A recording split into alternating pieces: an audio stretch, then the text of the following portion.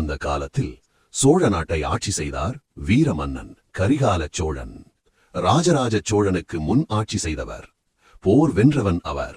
ஆனால் இப்போது அவர் முன் நிற்கும் எதிரி இயற்கை. காவிரியை எப்படி கட்டுப்படுத்துவது?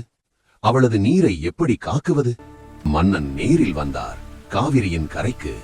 அவள் ஓடும் வேகத்தை பார்த்தார், அவள் சத்தத்தை கேட்டார்.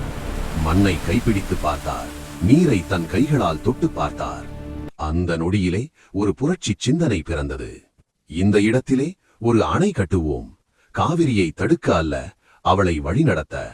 நீரை சேமிக்க, பயிர்களை காப்பாற்ற, தமிழ்நாட்டை செழிக்கச் செய்ய. மலைகள் உடைக்கப்பட்டன, பெரும் கற்கள் வெட்டப்பட்டன, யானைகள் இழுத்தன, ஆயிரக்கணக்கான மக்கள் உழைத்தனர். இங்கேதான் கல்லாணையின் உண்மையான ரகசியம். சிமெண்ட் இல்லை, இரும்பு இல்லை, இயற்கை கற்கள் மட்டும்.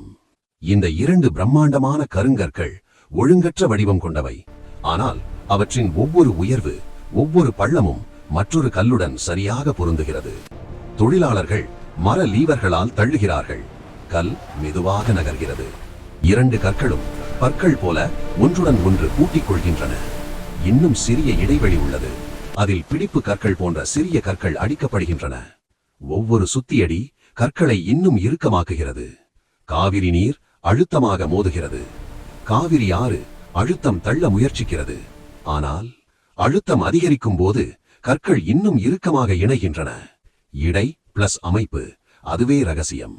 இது இயற்கையை எதிர்த்து போராடுவதல்ல, அதை புரிந்து அதன் சக்தியை பயன்படுத்துவது. இங்கே கட்டப்பட்டது ஒரு அணை மட்டுமல்ல, இங்கே உருவானது ஒரு பொறியியல் புரட்சி.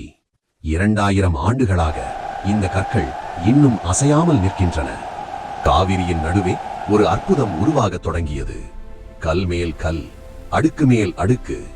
நீரின் வேகம் குறைந்தது, பயிர்கள் பசுமை பெற்றன, கிராமங்கள் உயிர் பெற்றன. இன்று 2000 ஆண்டுகள் கடந்தும் அந்த அணை நின்று கொண்டிருக்கிறது. அது ஒரு கட்டிடம் அல்ல, அது தமிழரின் அறிவு.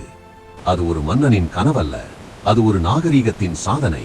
கரிகால சோழன் வரலாற்று படைத்த மன்னன். காவிரி ஓடுகிறது, தமிழர் பெருமை என்றும் நிலைக்கும். இந்த பதிவு உங்களுக்கு பிடித்திருந்தால் இது போன்ற மேலும் பல வரலாற்று பதிவுகளை காண தொன்மை தமிழ் சேனலை சப்ஸ்கிரைப் செய்து கொள்ளுங்கள்.